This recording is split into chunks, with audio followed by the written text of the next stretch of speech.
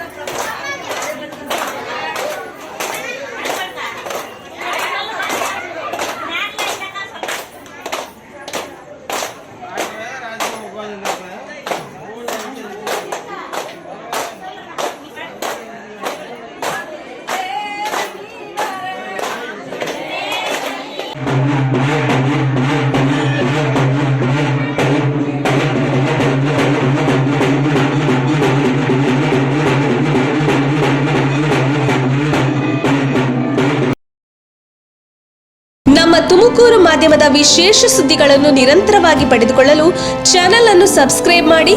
ಕ್ಷಣ ಕ್ಷಣದ ಸುದ್ದಿಗಳಿಗಾಗಿ www.nammattumakuru.com ಗೆ ಭೇಟಿ ನೀಡಿ.